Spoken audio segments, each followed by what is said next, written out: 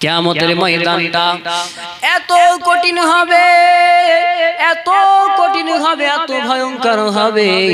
সেদিন মাথার উপরে সূর্য চলে আসবে, সূর্যের তাপে মাথার ঘেলুগুলো টকবক টকবক টকবক করে ফুটতে থাকবে, পায়ের নিচের মাটি পুড়ে তামার ন্যায় হয়ে যাবে।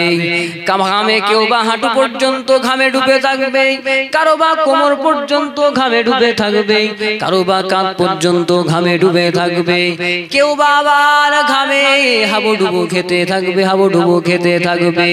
ওই দিনে কোনো ছায়া থাকবে না, কোনো ছায়া থাকবে না, শুধুমাত্র আল্লাহ পাকের একটা রহমতের ছায়া থাকবে, আল্লাহ পাকের একটা দয়ার ছায়া থাকবে।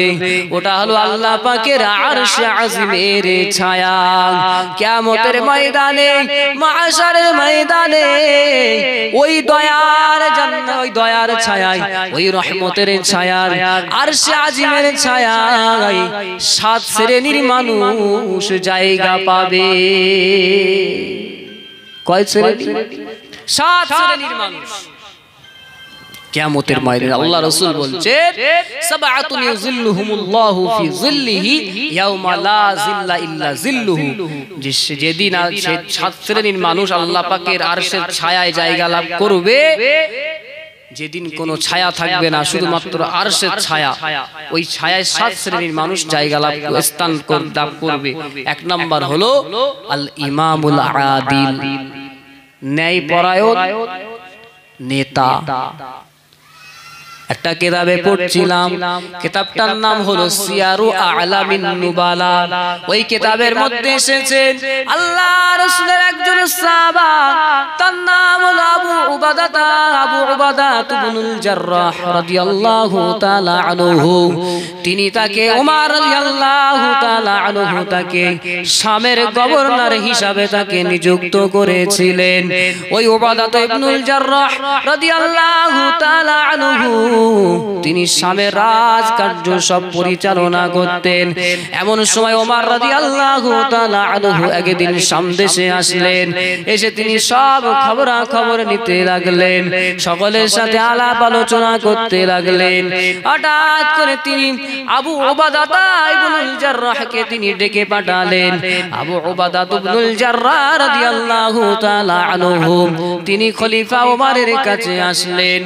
ওমর রাদিয়াল্লাহু তাআলা আনহু বলতে লাগলেন, ও শামের গভর্নর, চলো চলো চলো, আজকে আমি তোমার বাড়ির মেহমান হব, আমি একটু তোমার বাড়িতে যাব। ওমর রাদিয়াল্লাহু তাআলা আনহু যখন এমন করে বললেন, তখন ওমর রাদিয়াল্লাহু তাআলা আনহুকে সাথে নিয়ে আবু উবাদা তিনি ওমর রাদিয়াল্লাহু তাআলা আনহুকে সাথে নিয়ে তার বাড়িতে গেলেন।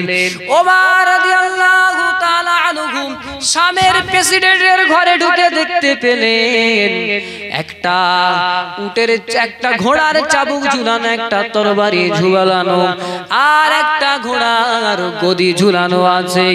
এছাড়া আর কিছুই তার ঘরে নেই। তো ওমর রাদিয়াল্লাহু তাআলা আনহু বলছেন, আবু উবাদা ইবনুল জাররাহকে বলছেন, কি ব্যাপার, আইনা মাতাআকা, তোমার বড় বড় সেই গদিওয়ালা সোফা কোথায়, তোমার গাড়ি কোথায়, তুমি তো এই শামের প্রেসিডেন্ট, তোমার কিছু নেই ঘরে। তো যাই হোক, ঠিক আছে, তুমি আমার জন্য কিছু খাদ্য নিয়ে এসো, আমার ক্ষুধা পেয়েছে। ওমর রাদিয়াল্লাহু তাআলা আনহু যখন একটু খাদ্য চাইলেন, আবু উবাদা ইবনুল জাররাহ রাদিয়াল্লাহু তাআলা আনহু ওমর রাদিয়াল্লাহু তাআলা আনহুকে দেওয়ার জন্য একটা প্লেটে করে ছোট ছোট 3টে রুটির টুকরা নিয়ে আসে। ওমর রাদিয়াল্লাহু তাআলা আনহু আবু উবাদার খাদ্যগুলো দেখে ঝরঝর করে কাঁদতে লাগলেন। রে উবাদা, তুমি চাইলে তো পারতে রাজকোষ থেকে মাল নিয়ে তুমি তো ভালো ভালো খাদ্য খেতে পারতে, ভালো ভালো খানা রান্না করতে পারতে, ভালো সুন্দর পোশাক পোশাক পরতে পারতে, আরামায়েশের জিন্দেগি যাপন করতে পারতে, তুমি কেন এমনটা করনি, এমনটা করনি? উবাদা বলতে লাগলেন, আমিরুল মুমিনিন, খলিফাতুল মুসলিমিন, কিয়ামতের ময়দানে আল্লাহ পাক যদি যদি জিজ্ঞাসা করে, রে কি ব্যাপার, তুমি কেন সরকারি মাল ভক্ষণ করেছো? কিয়ামতের ময়দানে আমি আল্লাহর সামনে কি জবাব দেব? আমানতদারিতা দেখেন, যেগুলো সব তো জনগণের, আমার কাছে আমানত, জনগণের সঠিক সময়ে সঠিকটা তুলে দেওয়া আমার দায়িত্ব, কর্তব্য। ভোগ করাটা আমার উদ্দেশ্য নয়, আমার দায়িত্ব নয়। অথচ শামের প্রেসিডেন্ট তিনি, এই ছিল তাদের আমানতদারিতা। তারা কতটা ভয়ের সাথে তারা পালন করতেন। তখনকার কিতাবের মধ্যে পাওয়া যায় যে তখনকার সময়ে যদি কাউকে একটা দায়িত্ব দেওয়া হতো, এটা নেতা মন্ত্রী করার যদি বলা হতো, রাজি হতো নাকি? এখনকার সময়ে তো জোর করে করে কেড়ে কুড়ে সব নিয়ে নিচ্ছে, নাকি বলে নেতা হবে, অনেক বড় দায়িত্ব। তো আগেকার সময়ে কারো দায়িত্ব নিতে চাইতো না। আল্লাহ রাসূলের একজন সাহাবী ছিলেন, তার নাম হলো সাঈদ ইবনে আমির আল জুহামি রাদিয়াল্লাহু তাআলা আনহু।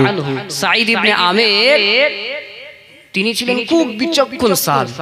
তিনি ওমর রাদিয়াল্লাহু তাআলা আনহু যখন খলিফা ছিলেন, তিনি সেই সময়ে ওমর রাদিয়াল্লাহু তাআলা আনহুকে তিনি উপদেশ দিতেন। আর ওমর রাদিয়াল্লাহু তাআলা আনহু তার প্রত্যেকটা উপদেশ, আদেশ নিষেধ মেনে চলতেন।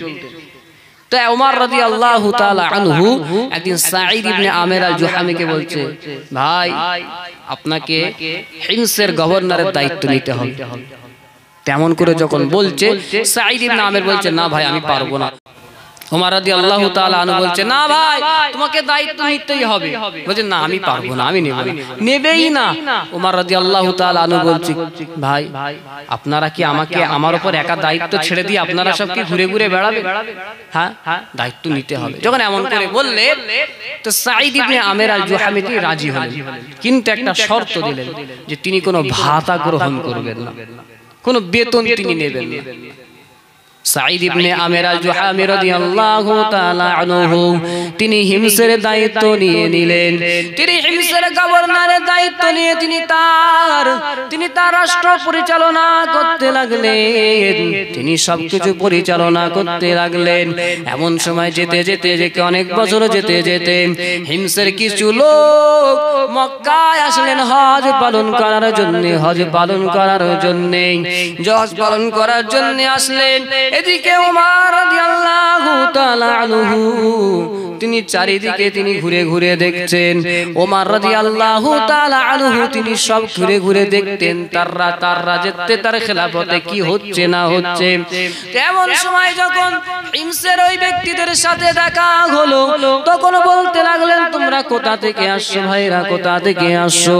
তখন ওই লোকগুলো বলতে লাগলো, খলিফাতুল মুসলিমিন, আমিরুল মুমিনিন, আমরা হিমস প্রদেশ থেকে আসছি, আমরা ওখান থেকে আসছি।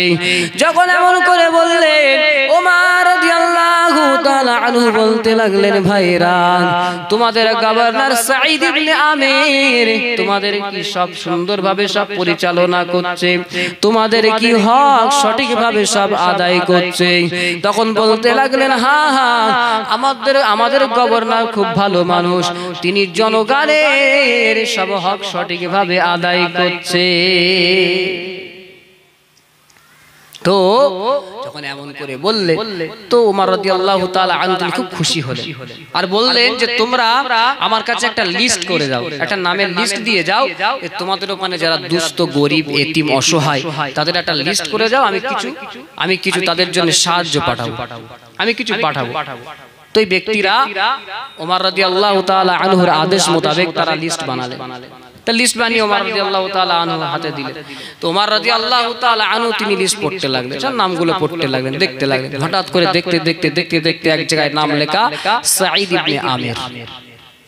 তো ওমর রাদিয়াল্লাহু তাআলা আনহু ওদেরকে বলছিলেন, ভাইরা তোমাদের গভর্নরের নাম তো সাঈদ ইবনে আমির, কিন্তু এটা আবার কে? তখন ওই লোকগুলো বলতে লাগলেন, খলিফাতুল মুসলিমিন, আমিরুল মুমিনিন, এরা এই লোকটাই হলো সাঈদ ইবনে আমির, হলো আমাদের গভর্নর সাঈদ ইবনে আমির। ওমর রাদিয়াল্লাহু তাআলা আনহু যখন এমন করে শুনলেন, তিনি যেন হতবাক হয়ে গেলেন, কেন তোমাদের গভর্নর, তিনি কি গরিব মানুষ, তিনি কি গরিব মানুষ।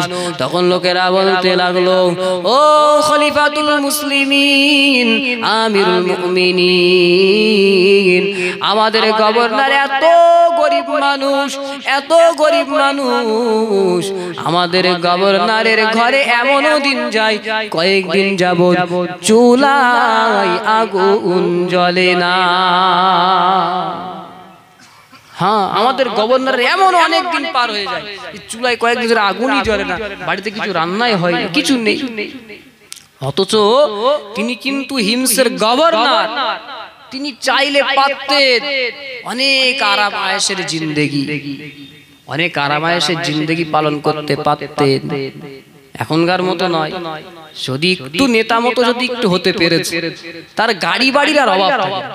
সকালে একরকম, সে নেতা চাপে নিজে ফরচুনার, তার ছেলে চাপে থার, তার মেয়ে চাপে BMW, চার খাদ্য খোরাকের তো অভাব নেই, নাকি বলে?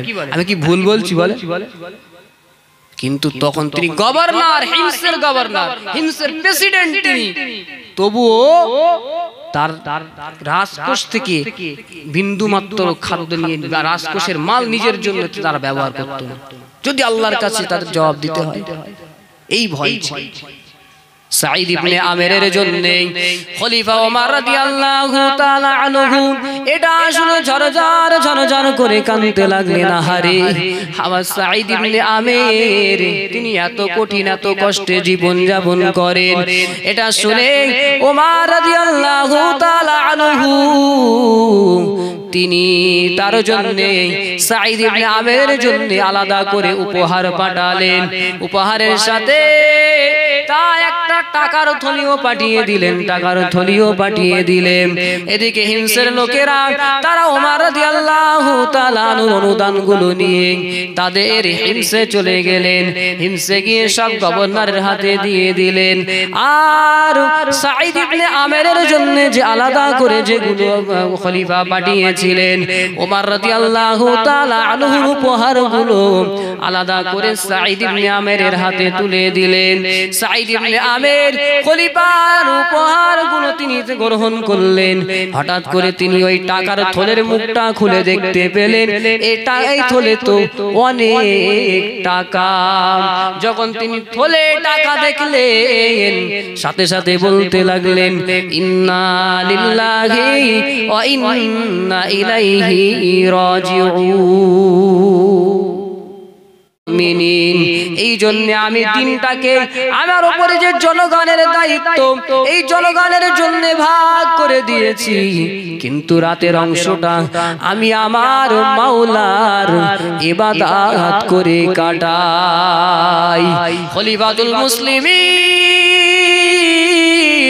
আমি যখন রাতে তাহাজ্জুদে দাঁড়াই, আমি যখন নামাজে দাঁড়াই, নামাজে এমন মশগুল হয়ে যাই, বাইরে থেকে লোক যদি আমাকে ডাকে, আমি ডাকে সাড়া দিতে পারি না। আমি নামাজে এতই মশগুল হয়ে যাই, লোক ডাকলে আমি বুঝতে পারি না। খলিফাতুল মুসলিমিন, আমিরুল মুমিনিন, এই জন্য আমি রাতে দরজা খুলতে পারি না।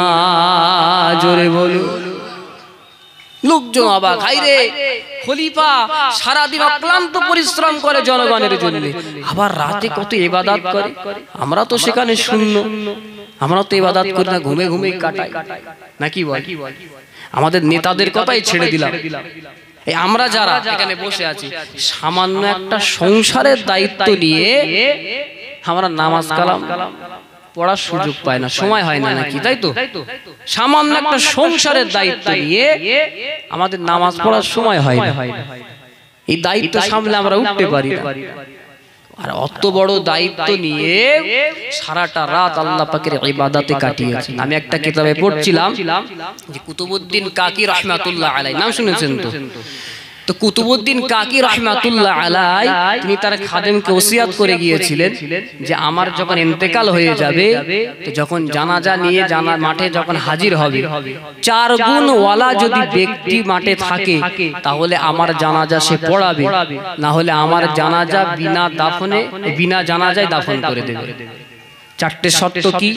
1 নাম্বার শর্ত হলো যে ওই ব্যক্তি আমার জানাজা পড়াবে যার জীবনে কোনোদিন তাকবীরে উলা ছোটেনি। তাকবীরে উলা বোঝেন? একদম ইমাম যেই সময় নিয়ত বাঁধে, ইমামের সাথে সাথে যে নিয়ত বাঁধা হয়, এটা হলো তাকবীরে উলা। এই তাকবীরে উলা যার জীবনে ছোটেনি সে পড়াবে আমার জানাজা। এটা হলো 1 নাম্বার গুণ। 2 নাম্বার গুণ হলো ওই ব্যক্তি আমার জানাজা পড়াবে যে জীবনে কোনোদিন আসরের সুন্নাত ছাড়েনি। 3 নাম্বার গুণ হলো ওই ব্যক্তি আমার জানাজা পড়াবে যে কোনোদিন পর নারীর দিকে কুনজরে তাকায়নি। 4 নাম্বার গুণ হলো ওই ব্যক্তি আমার জানাজা পড়াবে যে যার কোনোদিন তাহাজ্জুদ কাজা হয়নি। এই 4 গুণ যদি কারোর মধ্যে থাকে তো সে আমার জানাজা পড়াবে। যদি এই 4 গুণওয়ালা ব্যক্তি না থাকে তো আমার লাশ বিনা জানাজায় দাফন করে দেবে। কত বড় শর্ত বলেন? আমরা এখানে এমন কেউ আছে যে আমাদের নামাজ কাজা হয় আর তাহাজ্জুদটা কজনেই পড়ে, আর যদিও পড়ে তো ঠান্ডার রাতে হয়তো সব ওঠে না, নাকি? যাই হোক, তো এই 4টে শর্ত। এদিকে যেমন করে যেতে যেতে কুতুবউদ্দিন কাকি রাহমাতুল্লাহ আলাইহি তিনি ইন্তেকাল করলেন। ইন্তেকাল করার পরে তানার লাশ গোসল দিয়ে যখন ময়দানে হাজির করা হলো, ময়দানে লোকে লোকারণ্য। কুতুবউদ্দিন কাকির জানাজায় লক্ষ লক্ষ মানুষের ঢল লেগেছে। বড় বড় আলেম, হাফেজ, মাওলানা, মুহাদ্দিস, মুফাসসির, মুফাক্কিহ, ফকিহ, মুফতি তারা সব দাঁড়িয়ে আছে, সকলেই লাইন দিয়ে দাঁড়িয়ে আছে।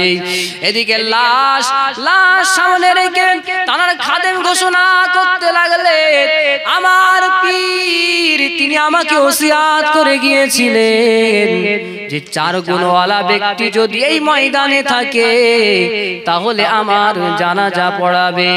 এই 4 গুণওয়ালা যদি ব্যক্তি না থাকে তাহলে জানাজা পড়াতে হবে না। আমার পীর যে 4টে গুণ বলে গিয়েছিলেন তার এক নাম্বার হলো যার জীবনে কোনোদিন তাকবীরে উলা ছোটেনি। 2 নাম্বার গুণ হলো ওই ব্যক্তির জীবনে কোনোদিন আসরের সুন্নাত ছাড়েনি। 3 নাম্বার গুণ হলো ওই ব্যক্তি কোনোদিন পর নারীর দিকে কুনজরে তাকায়নি। 4 নাম্বার গুণ হলো ওই ব্যক্তির জীবনে কোনোদিন তাহাজ্জুদ কাজা হয়নি। এমন ব্যক্তি যদি এই ময়দানে থেকে থাকেন, আসেন আমার পীরের জানাজাটা পড়িয়ে দেন। যখন ঘোষণা করে দিলেন তামাম ময়দানে স্তব্ধ। বড় বড় মুফতি, মুহাদ্দিস, মুফাসসির তারা চুপচাপ দাঁড়িয়ে আছে। কারো না কারো নামাজ কোনোদিন কাজা, তাকবীরে উলাও ছেড়ে গিয়েছে, তাহাজ্জুদ কাজা হয়ে গিয়েছে। এমন করে সবাই চুপচাপ দাঁড়িয়ে আছে। কুতুবউদ্দিন কাকি রাহমাতুল্লাহ আলাইহির জানাজা পড়ানোর জন্য কেউ আগে আসে না।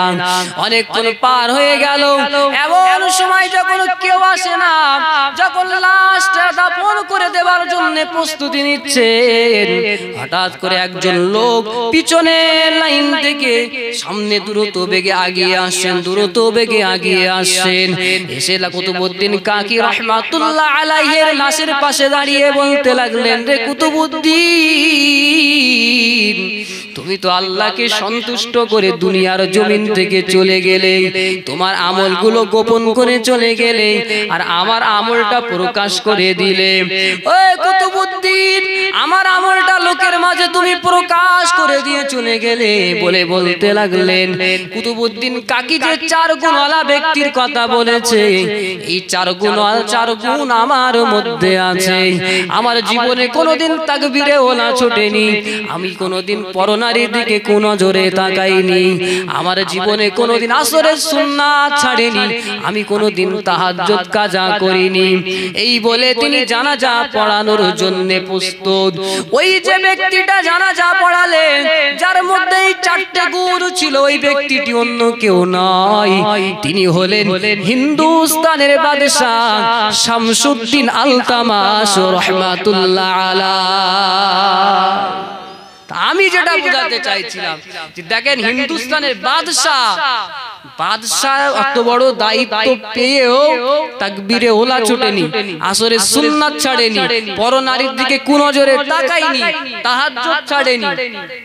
আর আমি আপনি সামান্য একটা সংসারের দায়িত্ব নিয়ে কিভাবে বলি যে নামাজ পড়ার সময় হয় না? বলে কিভাবে বলি? বলে আপনার সংসার থেকে দেশ চালানো অনেক বলে। তো আমাদের যা দায়িত্ব আমরা আরামসে পারবো আল্লাহ পাকের ইবাদত বান্দেগি করতে পারবো। একটু মুহাব্বতে দরুদ পড়েন, আল্লাহুম্মা সাল্লি আলা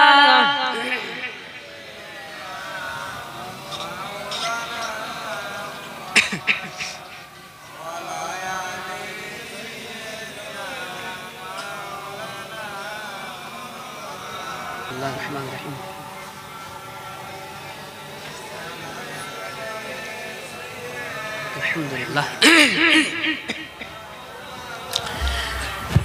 তো যে কথা বলছিলাম, যে কথা বলতে বলতে এদিকে চলে আসলাম যে সাঈদ ইবনে আমের তিনি রাতটাকে আল্লাহর জন্য নির্ধারণ করেছেন।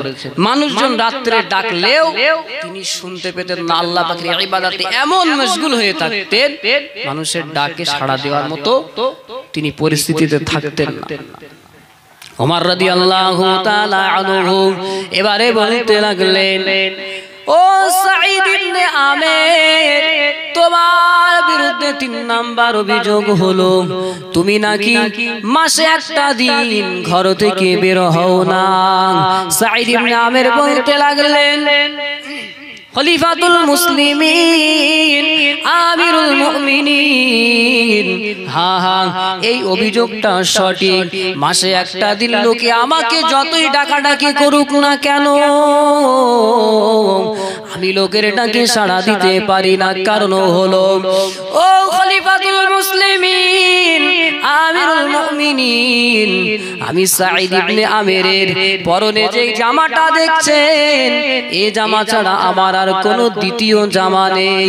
ও খলিফাতুল মুসলিমিন, আমি সাঈদ ইবনে আমের, আমি আরেকটা যে পোশাক কিনবো এই সামর্থ্য আমার নেই। এই জন্য মাসে একটা দিন আমি আমার এই পোশাকটা ধুয়ে দিই, আমি আমার এই জামাটা পরিষ্কার করে দিই। পরিষ্কার করে দিয়ে আমি যখন শুকাতে দিই রৌদ্রে, আর আমি অলঙ্গ অবস্থায় ঘরে এসে অবস্থান করি। খলিফাতুল মুসলিমিন আমিরুল মুমিনিন, ওই সময় আমাকে যতই মানুষ ডাকাডাকি করুক না কেন, আমি বাইরে বেরোনোর মতো পরিস্থিতিতে থাকি না। কারণ হলো আমার গায়ে তখন কোনো পোশাক থাকে না। এই কারণে আমি মাসে একটা দিন মানুষের ডাকে সাড়া দিতে পারি না। মাসে একটা দিন আমি ঘরের বাইরে বের হতে পারি না। যখন এমন করে বললেন, তামাম মজলিসের মানুষ চুপচাপ। আহারে, আমরা কি গভর্নর পেলাম, তিনি চাইলে সব থেকে দামি দামি দামি দামি পোশাক ব্যবহার করতে পারতেন, সব থেকে দামি পোশাক পরিধান করতে পারতেন, কিন্তু না না না, তিনি জনগণের আমানত রক্ষা করার জন্য তিনি তার পোশাক মাত্র একটা, ওই একটা পোশাকেই তিনি দিন মাস পার করে দিচ্ছেন। ওমর রাদিয়াল্লাহু তাআলা আনহু এবারে সাঈদ ইবনে আমেরকে বলতে লাগলেন, ও সাঈদ ইবনে আমের, তোমার বিরুদ্ধে 4 নাম্বার অভিযোগ হলো তুমি নাকি রাজসভায় মাঝে মাঝে বেহুশ হয়ে পড়ে যাও, আর এতক্ষণ তুমি অজ্ঞান অবস্থায় থাকো, যে তুমি এতক্ষণ অজ্ঞান অবস্থায় থাকো যে মানুষেরা রাজ দরবার ত্যাগ করে চলে যায়। ওমর রাদিয়াল্লাহু তাআলা আনহু যখন এমন করে বললেন, সাঈদ ইবনে আমের বলতে লাগলেন, খলিফাতুল মুসলিমিন, আমিরুল মুমিনিন, এই অভিযোগটাও সঠিক, এর কারণ হলো আমি যে মাঝে মাঝে বেহুশ হয়ে যাই, আমি যে অজ্ঞান হয়ে পড়ে যাই, এর কারণ হলো আমি যখন ইসলাম গ্রহণ করিনি, আমি তখন কাফেরদের সাথে ছিলাম। ওই সময়ে আল্লাহ রাসূলের একজন সাহাবা ছিল, তার নাম হলো খুবাইব রাদিয়াল্লাহু তাআলা আনহু। ওই খুবাইবকে কাফেররা বন্দী করে রেখেছিল। খুবাইবকে কাফেররা বন্দী করে রাখার পরে ওই খুবাইবকে তারা আটকে রেখেছিল। খুবাইবকে আটকে রেখে তারা খেতে দিত না, কারণ তারা এটাই চাইতো যে খুবাইব না খেতে পেয়ে যখন না খেতে পাবে ক্ষুধার কষ্টে খুবাইব ইসলাম ত্যাগ করে আমাদের ধর্মে চলে আসবে। খুবাইব দিতে লাগলো। তো আমি দেখতাম যে খুবাইব জেলের মধ্যে নামাজ আদায় করে, আর খুবাইবের সামনে যেন কে টসটসে আঙ্গুরের ছড়া ছড়িয়ে দেয়। জোরে বলুন, ও খলিফাতুল মুসলিমিন, আমিরুল মুমিনিন। খুবাইব কেমন করে যখন মারতে না পারলো, তখন তারা সিদ্ধান্ত নিল যে খুবাইবকে শুলে চড়ানো হবে। খুবাইব রাদিয়াল্লাহু তাআলা আনহুকে তারা নিয়ে একটা মাঠে চলে গেলেন। ওই মাঠে গিয়ে খুবাইবকে তারা মাঠে রাখলেন। ও আমিরুল মুমিনিন, চারিদিক থেকে হাজার লোক আসতে লাগলো, হাজার লোক এসে দেখতে লাগলো যে কিভাবে খুবাইবকে মারা হয়, খুবাইবকে কিভাবে মারা হয়, সব লোকেরা দেখতে লাগলো। খলিফাতুল মুসলিমিন, আমিরুল মুমিনিন, আমিও ওই খুবাইবকে মারা দেখার জন্য কাফেরদের সাথে দর্শকের লাইনে দাঁড়িয়েছিলাম। সেদিন খুবাইবকে কাফেররা একটা ময়দানে হাজির করে খুবাইবকে বলতে লাগলো, রে খুবাইব, তোমার এই জীবনের অন্তিম মুহূর্তে শেষ সময়ে তোমার কি কোনো চাওয়া আছে, তোমার কি কোনো পাওয়া আছে? তোমার যদি কোনো ইচ্ছা থাকে তুমি আমাদেরকে বলতে পারো। তখন এমন করে বললেন খুবাইব রাদিয়াল্লাহু তাআলা আনহু, তখন বলতে লাগলেন, কাফেরের দলেরা, বেঈমানের দলেরা, হ্যাঁ আমার একটাই জীবনের শেষ সময় আমার একটা চাওয়া আছে, আমার একটা ইচ্ছা আছে, সেটা হলো তোমরা আমাকে সুযোগ দাও, আমি 2 রাকাত নামাজ আদায় করব। জীবনের অন্তিম মুহূর্তে তবুও বলছে আমার জীবনের শেষ আশা হলো যে তোমরা আমাকে একটু সুযোগ দাও যে আমি 2 রাকাত নামাজ আদায় করব। খলিফাতুল মুসলিমিন, আমিরুল মুমিনিন, কাফেরের দলেরা, বেঈমানের দলেরা খুবাইব রাদিয়াল্লাহু তাআলা আনহুকে 2 রাকাত নামাজ পড়ার অনুমতি দিলেন। খুবাইব রাদিয়াল্লাহু তাআলা আনহু তিনি তাড়াতাড়ি করে 2 রাকাত নামাজ আদায় করে নিলেন।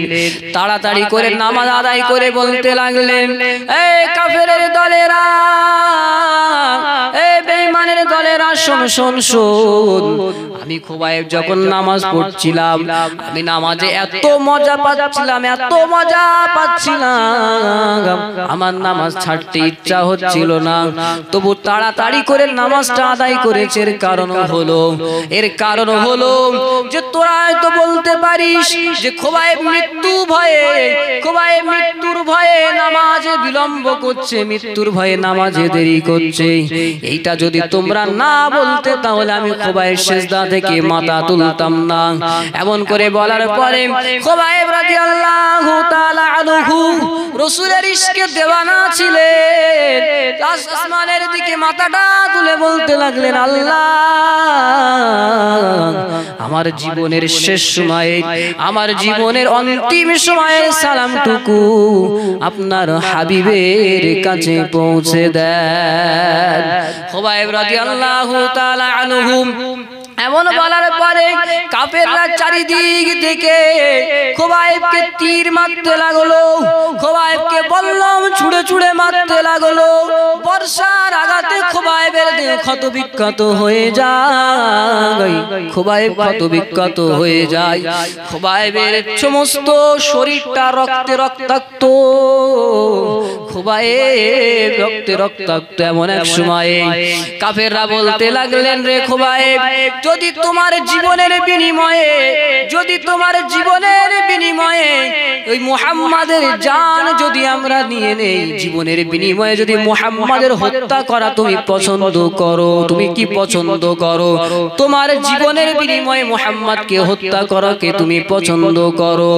যখন এমন করে বললেন, খুবাইব রাদিয়াল্লাহু তাআলা আনহু বলতে লাগলেন, এই বেঈমানের দলেরা, এই কাফেরের দলেরা, শুনে রাখ, শুনে রাখ, শুনে রাখ, আমার জীবনের বিনিময়ে আমার নবীর জান কেন? আমার জীবনের বিনিময়ে আমার রাসূলকে হত্যা কেন? আমার জীবনের বিনিময়ে, আমার জীবনের বিনিময়ে আমার রাসূলের পায়ে একটা কাঁটা ফুটবে, এটা আমি খুবাইব সহ্য করতে পারবো না। জোরে বলুন, আরো জোরে বলুন সুবহানাল্লাহ। এই কাফেরের দলেরা, না না, আমার জীবন থাকতে আমি আমার রাসূলের পায়ে একটা কাঁটা ফুটতে দেব না। ইয়া খলিফাতুল মুসলিমিন, আমিরুল মুমিনিন যখন খুবাইব এমন করে বললে, তখন কাফেরেরা চারিদিক দিয়ে এমন ভাবে আক্রমণ করতে লাগলো।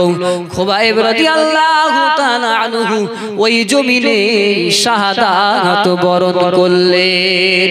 খলিফাতুল মুসলিমিন, আমিরুল মুমিনিন, আজ আমার মাঝে মাঝে মাঝে মাঝে সেই চিত্র মনে হয়, খুবাইবের মারার যে কঠিন দৃশ্য, এটা আমার মনে পড়ে।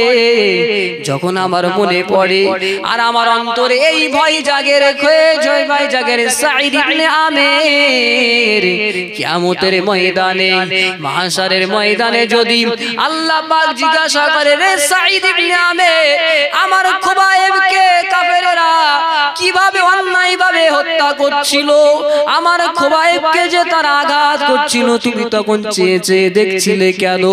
আমার খুবাইবের জন্য কি তুমি কিছু করতে পারতে না? কেন করনি, কেন করনি? যদি এটা আল্লাহ পাক আমাকে জিজ্ঞাসা করে, খলিফাতুল মুসলিমিন, আমিরুল মুমিনিন, এটা আমার মনে পড়ে আর এই ভয় আমার জাগ্রত হয়। এই জন্য আমি এই ভয়ে মাঝে মাঝে জ্ঞান হারিয়ে ফেলি, আমি এই ভয়ে বেহুশ হয়ে পড়ে যাই।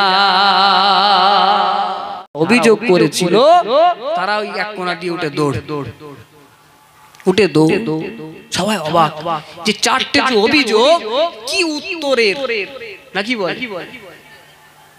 চিন্তা করেন তাদের জিন্দেগি। আমি যেটা বলতে বলতে এতদূর চলে এসেছি যে ইমামুল আদিল, যে ন্যায়পরায়ণ নেতা, নেতার কথা বলতে বলতে এতদূর চলে এসেছি। আমি আর বেশি যাবো না, এখন আমার 6টা পয়েন্ট আছে আলোচনা করার।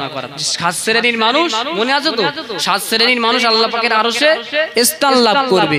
তার মধ্যে 1 নাম্বার হলো ইমামুল আদিল, ন্যায়পরায়ণ নেতা।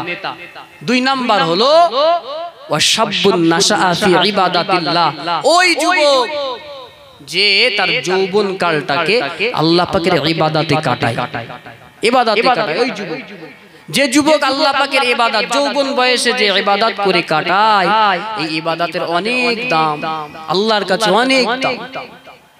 কিন্তু আজকে আমাদের যুবক ছেলেগুলোর দিকে লক্ষ্য করে দেখেন, ওয়াজের মাজলিস হয়, ওরা এসে বসে না। কেন বসে না আমি জানি না, হয়তো একটু লজ্জা লাগে নাকি? ওরা বসে না, নসিহত শোনে না। ওরা তো জানে না যে কি সময়টা তারা পার করছে। রাসূল পাক সাল্লাল্লাহু আলাইহি ওয়াসাল্লাম একদিন বলতে লাগলেন, ইগতানামু খামসান ক্বাবলা খামসিন, তোমরা 5টি জিনিস আসার পূর্বে 5টি জিনিসের তোমরা মূল্যায়ন করো, 5টি জিনিসকে তোমরা কাজে লাগাও। 1 নাম্বার হলো শাবাবাকা ক্বাবলা হারামিক, যে বার্ধক্য আসার পূর্বে তোমরা যৌবনটাকে কাজে লাগাও। কারণ যৌবন বয়সে যা ইবাদত করার শক্তি তার শরীরে থাকবে, বুড়া বয়সে কিন্তু সে পারবে না।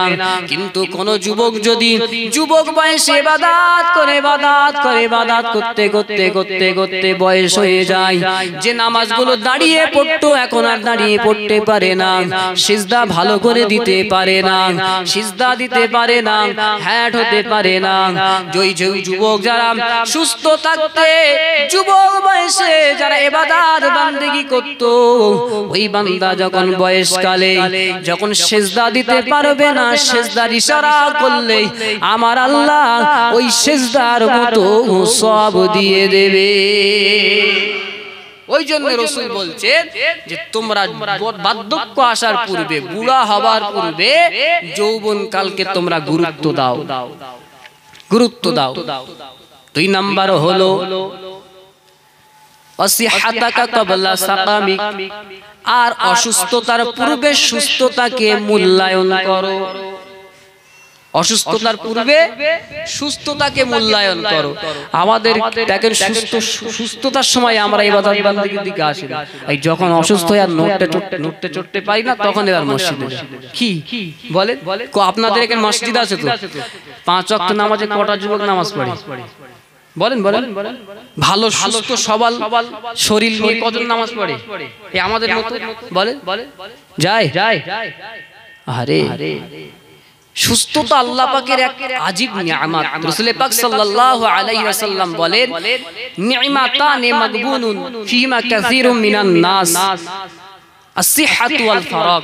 রাসূল বলেন যে দুটো নিয়ামত এমন আছে, ওই দুটো নিয়ামতের ব্যাপারে মানুষ ধোঁকায় পড়ে আছে। ওই দুটো নিয়ামত মানুষ কাজে লাগায় না। একটা হলো সুস্থতা, আর একটা হলো অবসর। সময় আছে, সুযোগ আছে, সুস্থতাও আছে, কিন্তু ইবাদত বান্দেগি করে না। জীবনে এমন সময় আসতে পারে হয়তো আপনার শরীর সুস্থ থাকবে কিন্তু আপনি ব্যস্ত হয়ে পড়বেন, অতটা সুযোগ ইবাদত করার জন্য পাবেন না। হয়তো এমন সময় আছে, সুযোগ আছে, শরীরে সুস্থতা নেই। ওই জন্য রাসূল বলেছেন এই দুটো নিয়ামত মানুষ ঠিকমতো কাজে লাগায় না। সময় আমাদের থেকে চলে যাচ্ছে, সুস্থতা আমাদের থেকে দিন দিন বিদায় নিচ্ছে, তবু আমরা মূল্যায়ন করি না। সময়ের মূল্যায়ন করি বলে, অন্যান্য কাজের ক্ষেত্রে আমরা সময়ের খুব মূল্যায়ন করি, কিন্তু ইবাদত বান্দেগি করার ক্ষেত্রে আজ না কাল করব, আজ না কাল থেকে নামাজ পড়ব, শুক্রবার থেকে ভালো হয়ে যাব, সামনে রোজা থেকে ভালো হয়ে যাব। আচ্ছা বলেন, এই শুক্রবার বা আজ না আগামী কাল, এই আগামী কালটা তো নাম আসতে পারে জীবনে। ইমাম গাজ্জালী রাহমাতুল্লাহ আলাইহি তিনি সুন্দর একটা উদাহরণ দিয়েছেন। তিনি একটা গল্প বলছেন। গল্পটা হলো যে একজন বাদশা সে এক ব্যক্তিকে ডেকে বলতে লাগলেন, একটা ঝুড়ি দিলেন মাথায় দিয়ে বলতে লাগলেন, যাও আমার বাগানে যাও, গিয়ে সুন্দর সুন্দর ফল পেড়ে আনো, কিন্তু শর্ত হলো যে তুমি যেখান দিয়ে একবার চলে যাবে পুনরায় সেখানে ফিরে আসতে পারবে না, সেখান থেকে আর পিছন থেকে আর ফল ছিটতে পারবে না। তিনি বলতে লাগলেন, ওই বান্দাটা মাথায় ঝুড়ি নিয়ে, ফলের ঝুড়ি নিয়ে বাগানে প্রবেশ করলেন। বাগানে প্রবেশ করে দেখতে পেলেন সুন্দর সুন্দর ফল, কত সুন্দর সুন্দর ফল, কিন্তু ওই বান্দাটা পাড়ার ইচ্ছা করে আবার বলতে লাগলেন, না না সামনের দিকে যাই, হয়তো ওখানে গেলে আরো ভালো ফল পাবো। ওই বান্দাটা বাগানের আর এক অংশে গেলেন, গিয়ে দেখলেন সেখানেও সুন্দর সুন্দর ফল।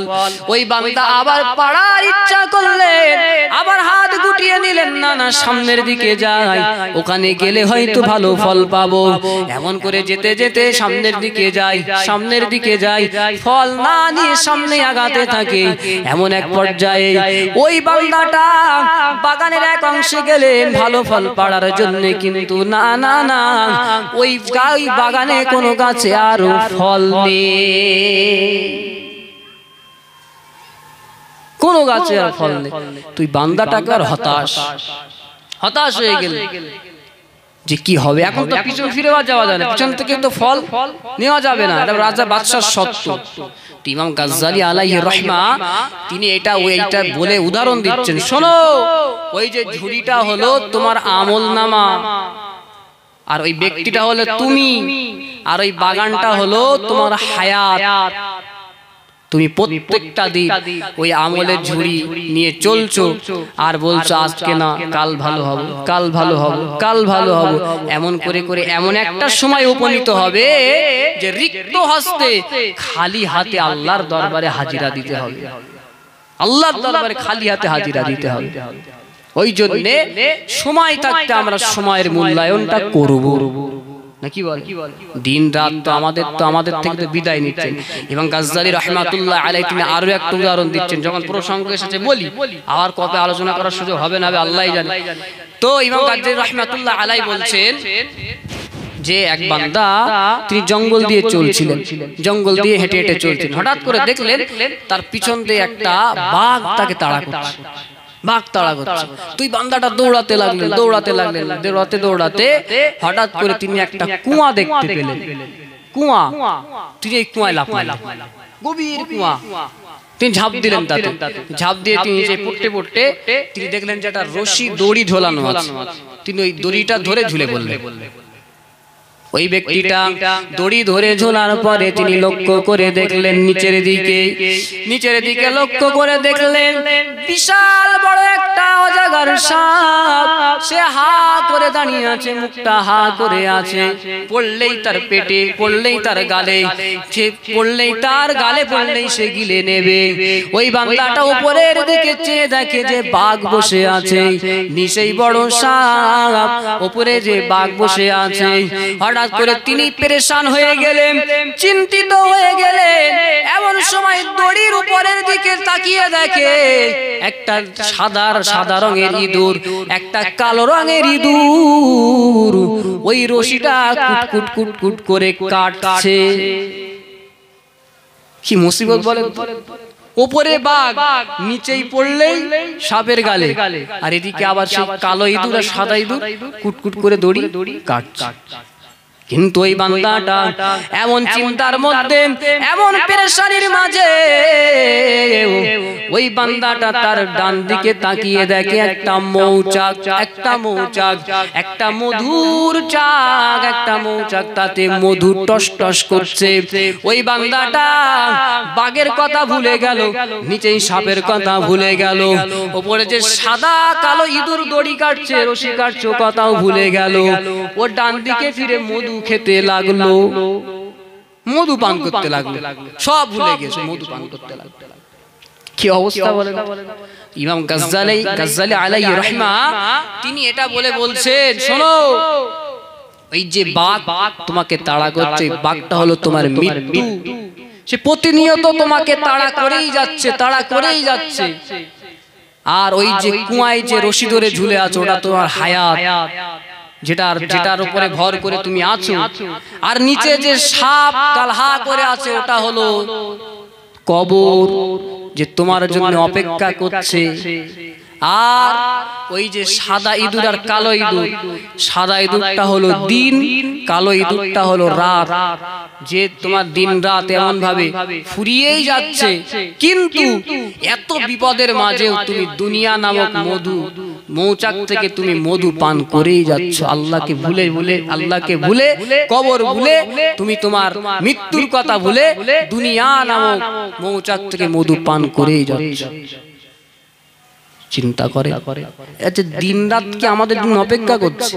আরে প্রবাদ আছে না যে নদীর স্রোত আর ঘড়ির কাঁটা কারোর জন্য অপেক্ষা করে না, জীবনে করবে না। এই জলপ্রবাহে যখন স্রোত বেরিয়ে যায়, ওই জলপ্রবাহে যেমন দুবার ডুব দেওয়া কারোর জন্য সম্ভব নয়, তদ্রূপ ভাবে যে সময়টা আমাদের থেকে চলে যাচ্ছে, ওটা আমরা আর ফিরে পাবো না, আমাদের ফিরে আনা সম্ভব নয়, ফিরে পাওয়া সম্ভব নয়। ওই জন্যে যে সময়টাই আমরা পাবো ওটাকেই মূল্যায়ন করব, ওটাকেই আমরা মূল্যায়ন করব। একটু দরুদ শরীফ, আল্লাহুম্মা সাল্লি আলা সাইয়্যিদিনা